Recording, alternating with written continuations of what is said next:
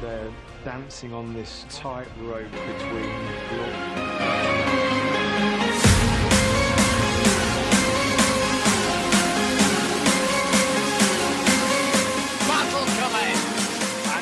but I hope we keep calm and stay on the bike.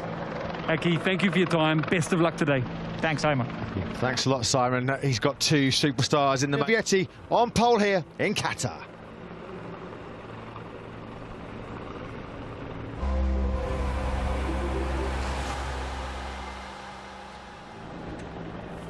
The intermediate class is all set for action for a brand new season. The 2022 season starts here with Celestino Vietti on pole position ahead of Tony Arbolino, and Sam Lowes going for a hat-trick of victories here in Qatar. Philip Salash, the top rookie, on road 2 ahead of Agar and Augusto Fernandez.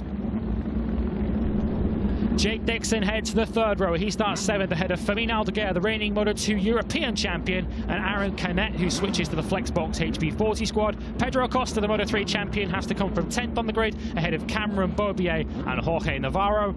Marcel Schrotter, he's nursing an injury. He's got a broken hand that he suffered at the Portimao test. He starts 13th ahead of Joe Roberts and Albert Arenas, a former Moto3 winner here. And Barry Baltus, who's having a strong weekend, he heads the 6th row ahead of Bo Benschneider and Simone Corsi. Lorenzo Dalla Porta, he's had a couple of crashes this weekend. He starts 19th ahead of Marcos Ramirez in 20th position with Jeremy Alcover alongside. Gabriel Rodrigo heads row 8 ahead of Manuel Gonzalez and Alessandro Zacconi, with Kevin Kubo, Romano Fenati, Sean Dillon Kelly, Zonta van den Goorberg and Nicolo Antonelli completing our 29-rider field. So the warm-up lap for the start of the 2022 Moto2 World Championship underway here. Build up a little bit of a gap in the early stages of this race before the harder tired runners come through in the closing stages. We shall... 107 here last year, won both of the Qatar. The red flag moves away. We're about to go here. They're on. They go off. Moto2 is going 2022 here in Qatar. Good start by the poleman Celestino Vietti. Likewise, followed as well by Aaron Canet. He's come through from the third row. Lightning start. He'd already got away poorly. He's right down at the back of the grid, unfortunately, swallowed up. He got sat up at turn 1 by Philip Salash, so 2 of the big pre-race favourites already in trouble. Yeah, on board now with... Yes, Vietti's looking to get a break at the front. And here comes Canet then, who's already made his way through from 9th on the grid. There's another rider who's dropped back down the field. He started 8th. He's all the way down in 22nd position. Maybe something happened. Work his way through the pack with those left wrist bombs. It's getting really scrappy, really messy towards the back of the pack, and unfortunately the most Moto2 career. Yeah, he just welcomed of Kevin Kubo. Was no question that the pace that this young man has got, he can... Trotter is in 12th position. Of course, his physical issues may well become an issue later on in this, and he's the fastest man on track. Look, big high side. Oh, that's Salash. Unfortunately, the rookie has had such an impressive weekend.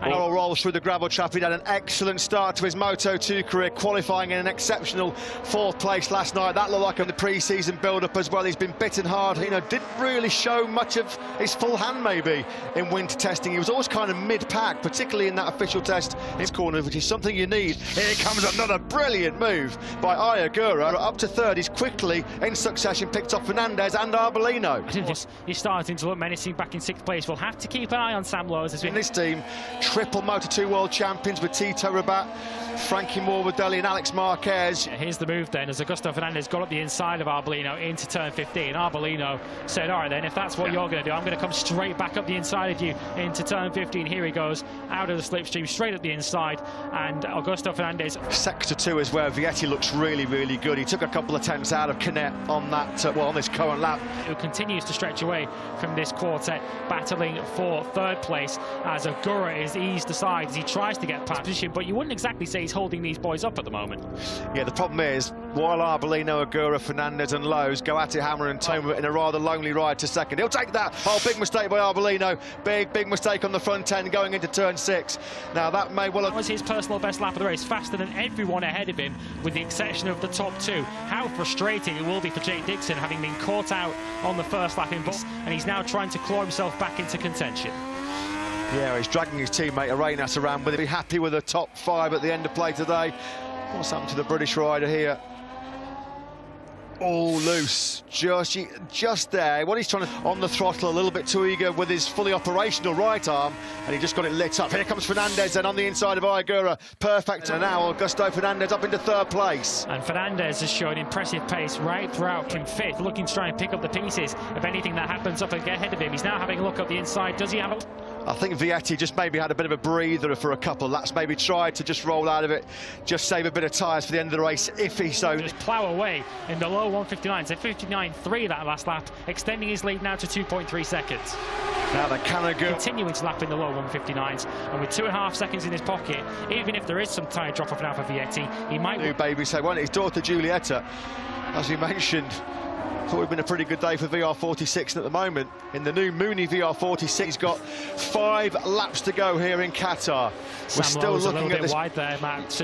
On the guys ahead of him, he's trailing Albert Arenas. This was him earlier on in the race. Oh, Baltus! Look at Barry Baltus. Take a bow, Baltus. How on earth did he stay on board that machine?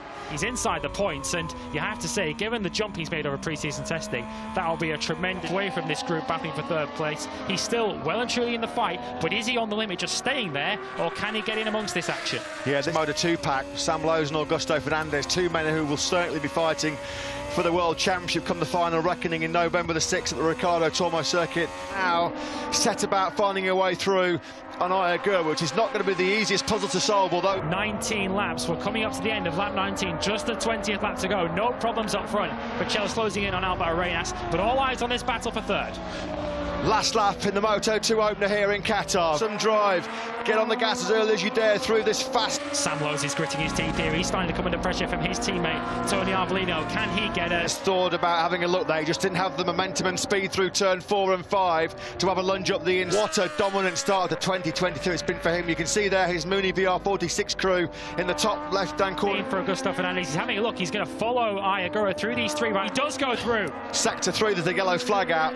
In that sector 3, Augusto, he's run wide though. Oh, Agar lost the front. Agar lost the front. Coes will take third place. Lowes comes to the finish line. Vias, late drama, a brilliant second place. This is the sweet moment as he crosses the finish line. A race winner previously in Moto3, but this is his first success in the Moto2 World Championship. Maybe when we've talked about title favourites this year, this young man has ducked under the radar a little bit, but what a ride. Let's go down to pit lane again. Simon Crafer, I'm sure, with an ecstatic Pablo Nieto, Mooney VR46 boss. Oh, no. Now he's joining in the celebration after saying he'll talk to me. Pablo, you can still talk to us? Yes. Pablo, tell us, well, that was a masterclass. Did you have... During the weekend, even during the race, we can see he's still missing a bit of lack of strength on his left arm, and we have a lot of movement on the bike, but we cannot really correct too much with the setting. Otherwise, you know, it will be difficult. So anyway, yes. There as well, and here comes Vietti then into Parc Ferme. The perfect start for him on the dream start for Valentino Rossi's new Mooney-backed Moto2 project. Incredible, what a few days it's been for the doctor back at home. Brilliant stuff. I'll tell you what, there was a guy celebrating with Vietti though with that checkered flag suit. I don't think I'll be able to carry that off down the local, but let the party start. Here in Qatar, he takes victory by 6 seconds from Aaron Canet, who took a comfortable and well-deserved second place. Sam Lowes picking up the pieces really in the final corner after that incident involving Augusto Fernandez and Agar. They were 4th and 6th respectively, sandwiching Tony Arbolino in 5th position. Jorge Navarro, Joe Roberts, Cameron Berbier and Marcel Schrotter completing the top 10. Jake Dixon certainly would have expected more than 11th, but given everything that went wrong in his weekend, some decent points for him to start the season ahead of the reigning Moto3 champion Pedro Acosta. Albert Arenas, Jeremy Alcoba and Romano Fenati on his return to the class completed the points ahead of Fermin Aldeguer and Marcos Ramirez. Simone Corsi relegated down to 18th after a 3-second penalty on the final lap. Bo Benschneider and Marcos Gonzalez, Manuel Gonzalez should I say, completing the top 20. Gabriel Rodrigo on his Moto2 debut in 21st ahead of Alessandro Zacconi and Kement Kubo. Zonta van den Goldberg, some valuable experience for him in 24th. He just pipped Sean Dillon Kelly and Nicolo Antonelli. Unfortunate retirements early on in the race for Barry Baltus, Lorenzo Della Porta and Philip Salac, who we hope is okay after that high side early on. Chelsea sits 3rd in the championship with 16 points, just ahead of Augusto Fernandez. Pedro Acosta scores points on his Moto2 debut, although of course he probably was expecting more than that that from his debut weekend, but of course, a decent recovery through the field for him. And as mentioned, Jeremy Alcoba, another rookie, scoring points in 14th position. The team's championship, for once, is not led by Red Bull KTM IO. They dominated this class last year, but they sit in 4th. It's Flexbox HB40 who lead it, courtesy of Aaron Canet and Jorge Navarro, both of those finishing inside the top 7. Elfmar VDS just 2 points behind after a consistent start for them. And Mooney VR46, who finished first and last in this Grand Prix. Chelsea and Vietti, 25 points, sits them in 3rd, just ahead of the defending champions, Red Bull KTM IO. And Kalex, well, they've dominated this class for many, many years, haven't they? And they're off to a flyer. 25 points for them. They lead the championship courtesy of Chelsea and Vietti's win, while Boscoscuro do register a point on the opening night courtesy of Romano Fenati.